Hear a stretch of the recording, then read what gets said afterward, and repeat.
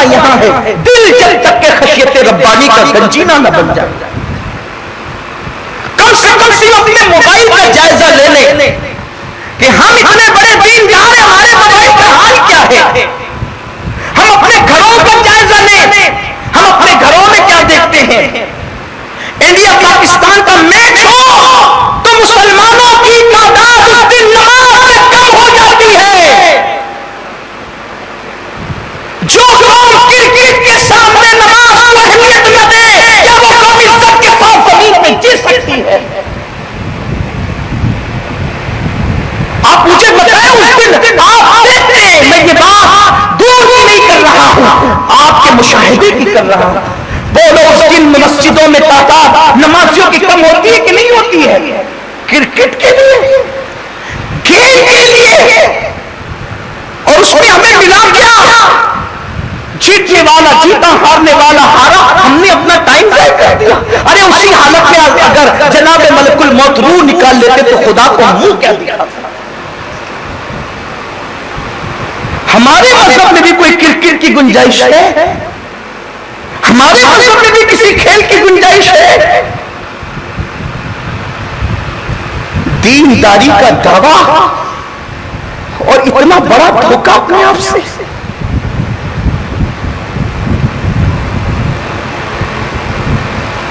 صحابہ کرام وقت سے زیادہ سو لیتے تھے تو آپ میں آنسو لا کے کہتے تھے آج میں غافل رہ گیا۔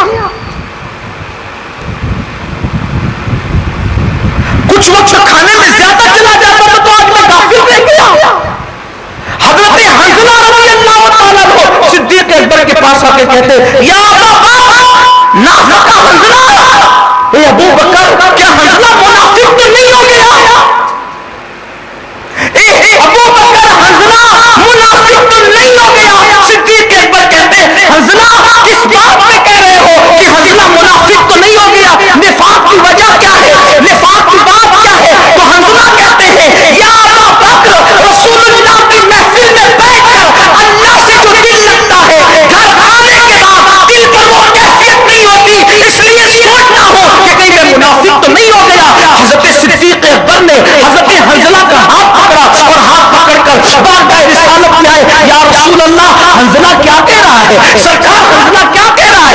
آقا حنظلہ کیا کہہ رہے ہیں؟ سرکار نے فرمایا کیا کہہ رہا ہے حنظلہ؟ حضرت حنظلہ کہتے ہیں یا رسول اللہ حنظلہ منافق تو نہیں ہو گیا، کہیں حنظلہ کے دل سے ایمان تو نہیں نکل گیا؟ حضور نے کچھ پوچھے بغیر فرمایا واللہ میرا حنظلہ منافق نہیں ہو سکتا۔ یا رسول اللہ جب میں منافق نہیں ہوں بے شک الحمدللہ، حضور نے سند دے دی۔ کا فساقہ پھر یہ کیا وجہ ہے؟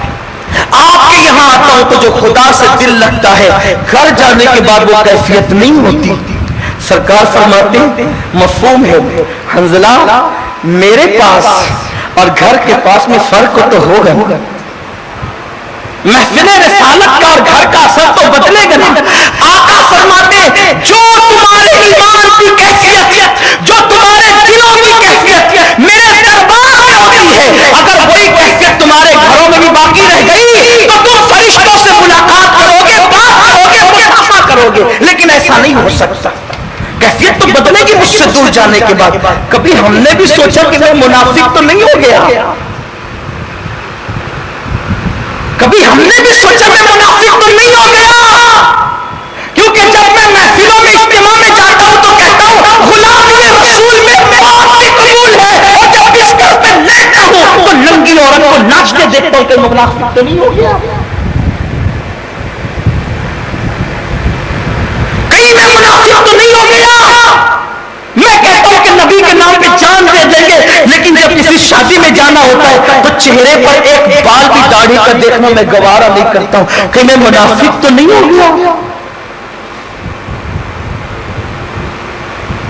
حضور کے لیے اپنے بچے کو قربان کر دوں گا، میرا نعرہ جلسوں میں اور جلوسوں میں یہ ہوتا ہے، لیکن فجر کی نماز کی وقت میں 20 منٹ کا ٹائم نیند قربان نہیں کر سکتا، کہیں میں منافق تو نہیں ہو گیا؟ احتساب کر لو اس سے پہلے کہ قدرت اپنا حساب کرے۔ ارے میں اور آپ کیا، جن کو اللہ کے رسول نے جنت کی بشارت دی تھی ان لوگوں کی کیفیت کیا تھی؟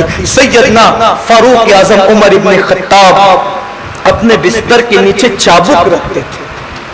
کہاں؟ بستر کے نیچے.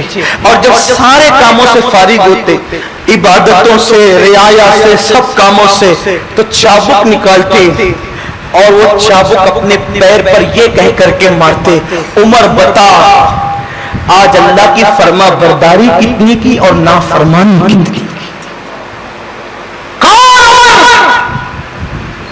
کون عمر ابن خطاب؟